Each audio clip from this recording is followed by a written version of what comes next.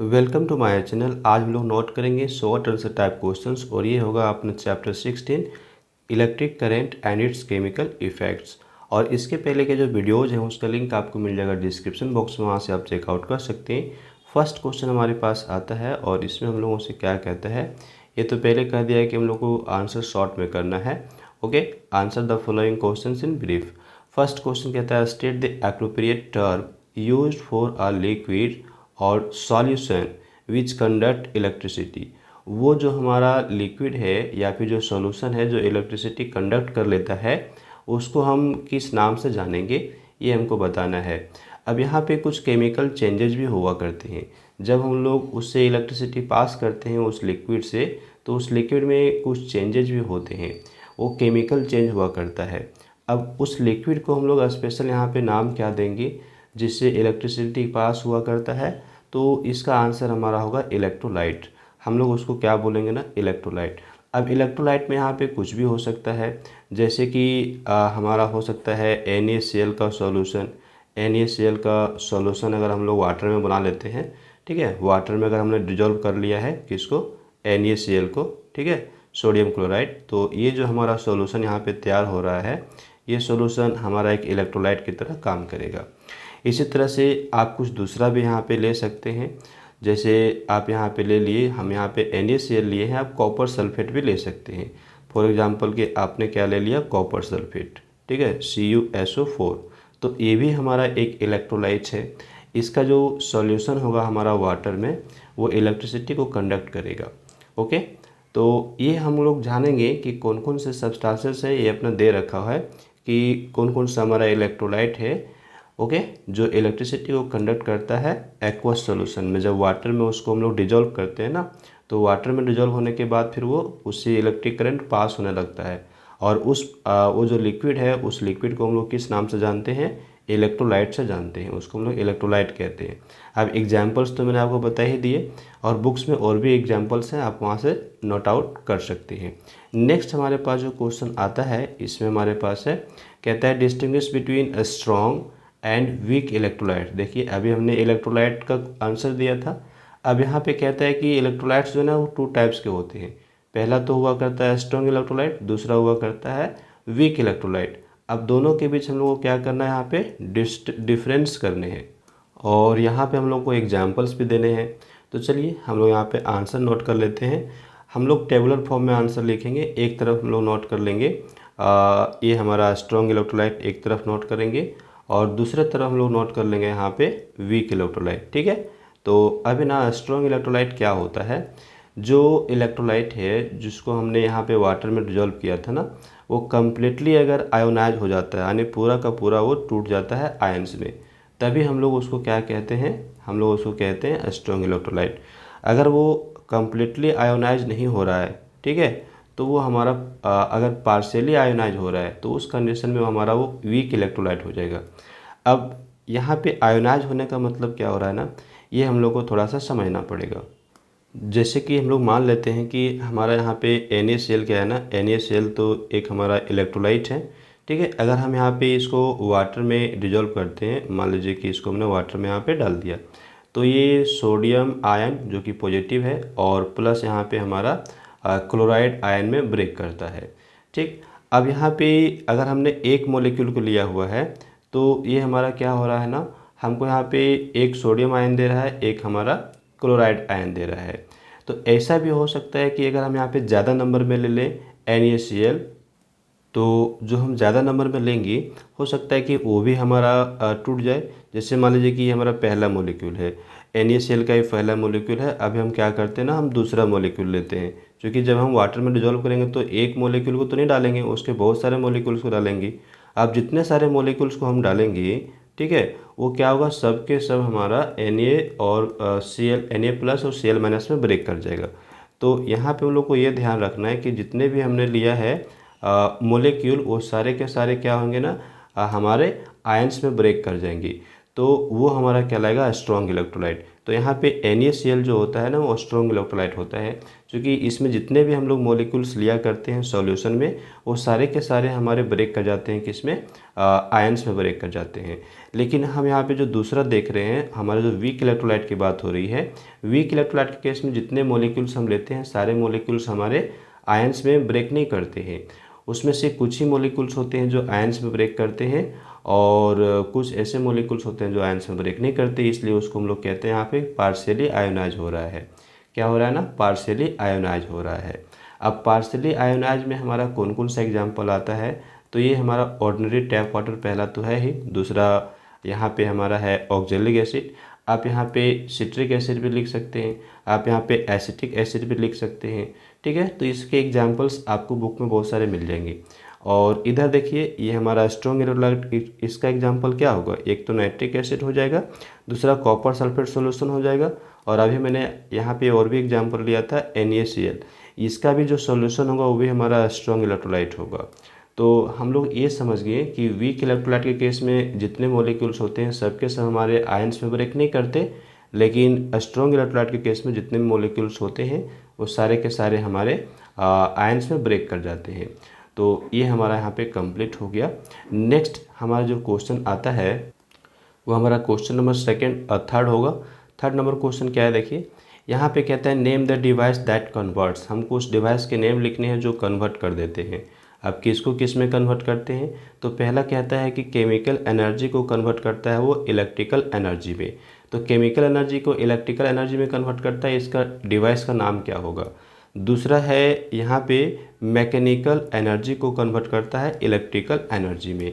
तो ये हम लोग को सिंपल से यहाँ पे लर्न करके रखना है कि केमिकल एनर्जी को लेके जाता है इलेक्ट्रिकल एनर्जी में, उस डिवाइस का नाम है हमारा वोल्टेइक सेल।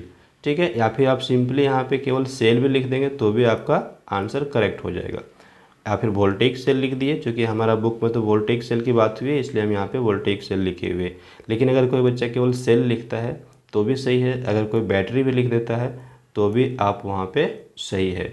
ओके, तो केमिकल एनर्जी जहाँ पे केमिकल यूज हो रहा हो और वो हमको इलेक्ट्रिसिटी दे रहा हो, तो सिंपल है, हम सेल भी ले सकते हैं, हम लोग बैटरी भी लिख सकते हैं, यहाँ पे वोल्टेइक सेल भी लिख सकते हैं। तो कोई भी आप एक एग्जांपल यहाँ पे दे दीजिएगा। अगला है mechanical energy into electrical energy.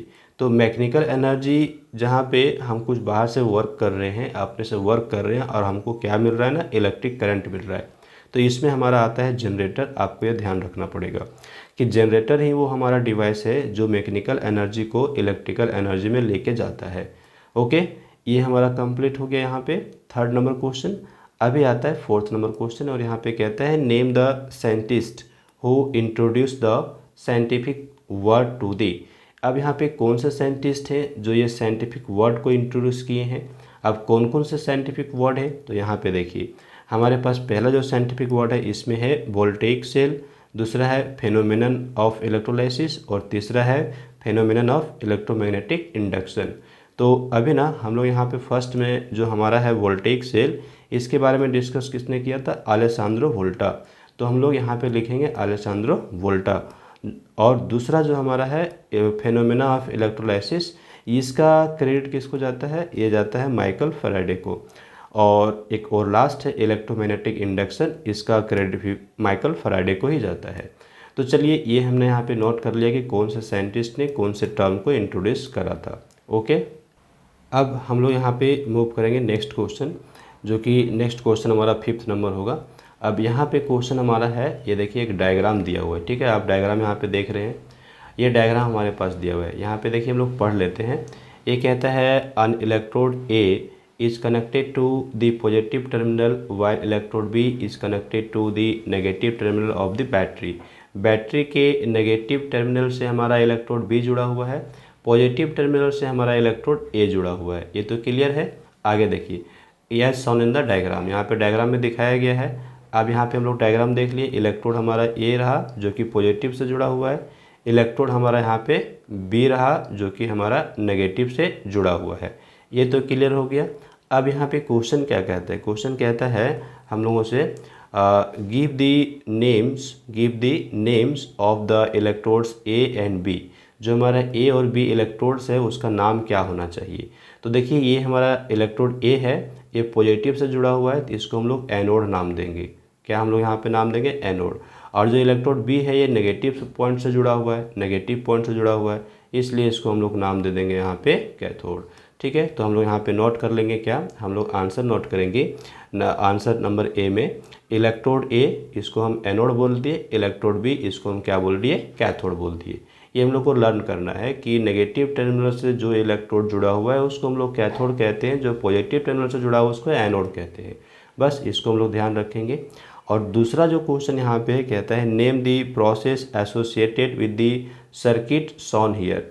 यहाँ पे जो प्रोसेस कैरी हो रहा है, ये जो यहाँ पे फेनोमेनन है, इस प्रोसेस को हम लोग क्या नाम देते हैं? तो इस प्रोसेस को हम लोग नाम देते हैं यहाँ पे इलेक्ट्रोलाइसिस। इलेक्ट्रोलाइसिस ऑफ वाटर मैंने यहाँ पे लिखा हुआ है।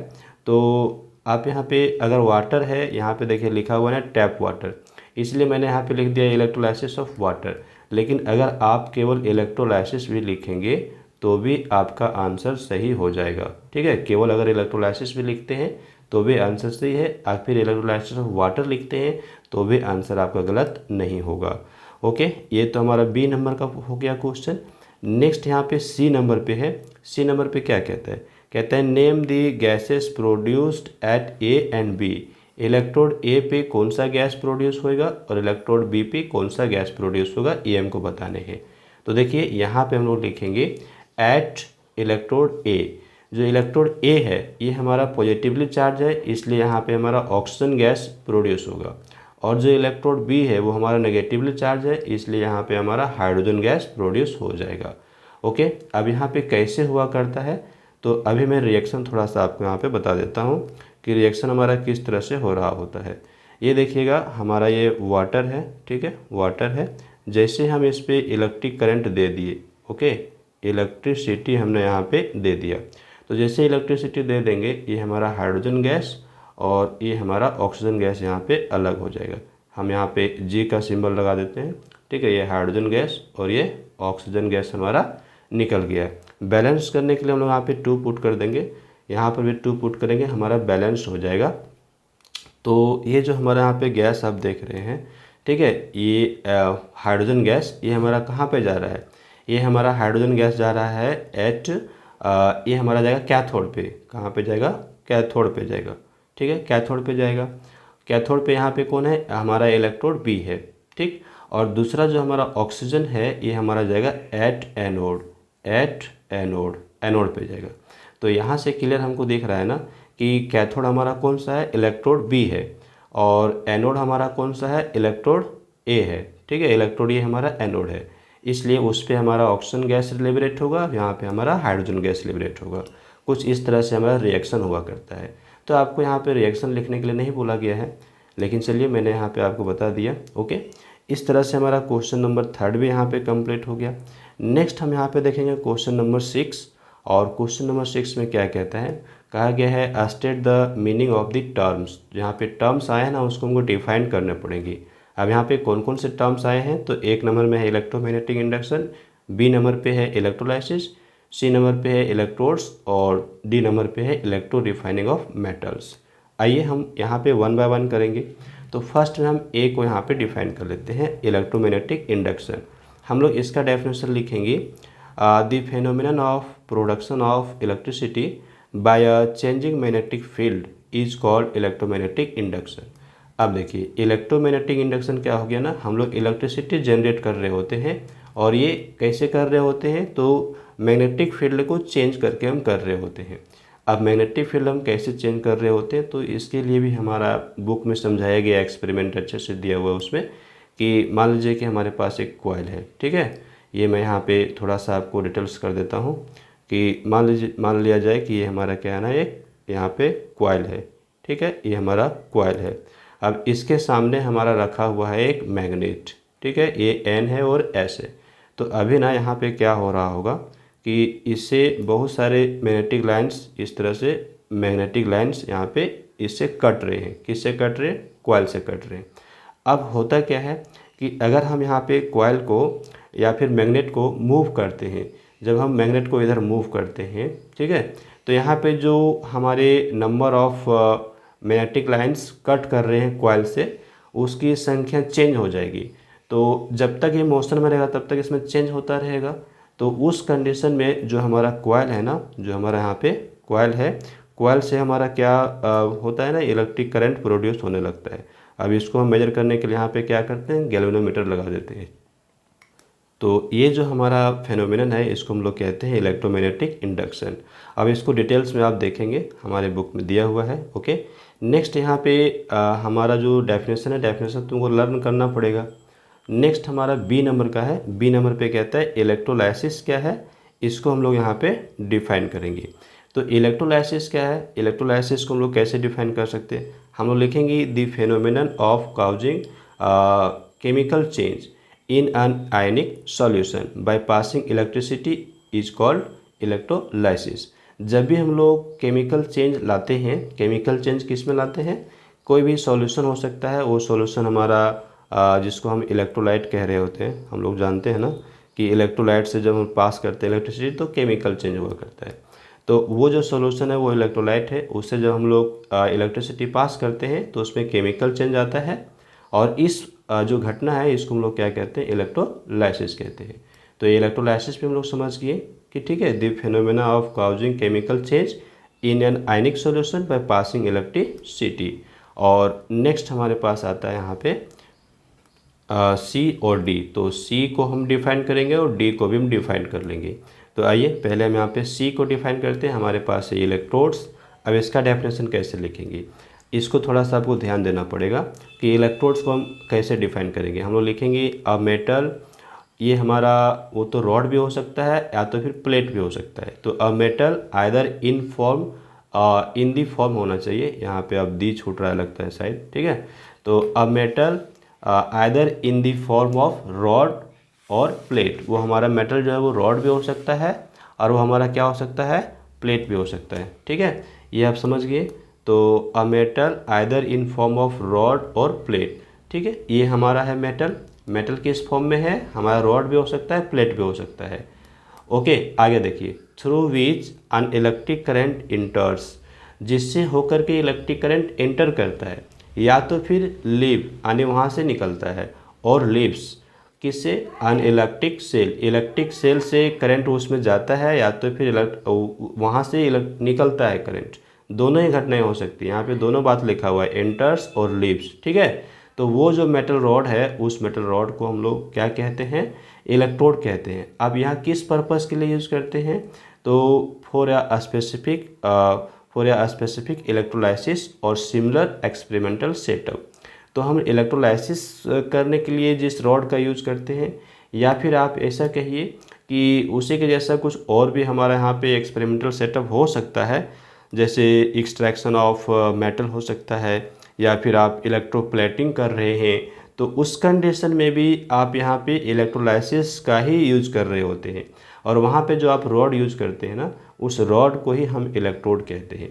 तो सिंपल सा यहाँ पे हमारा कॉन्सेप्ट ये है कि जब भी हम इलेक्ट्रोलाइसिस कर रहे होते हैं तो उस कंडीशन में हमने जो वहाँ पे रॉड डाल के रखा हुआ है सॉल्यूशन में, उस रॉड को ही हम इलेक्ट्रोड कहते हैं। ओके, तो इसको डेफिनेशन थोड़ा सा आपको ध्यान देना पड़ेगा। तो ये डेफिनेशन आप नोट कर लेंगे और इसको आप ध्यान में रखेंगे, हो सकता है आ जाए। नेक्स्ट हमारा डी नंबर है। डी नंबर है इलेक्ट्रो रिफाइनिंग ऑफ मेटल्स।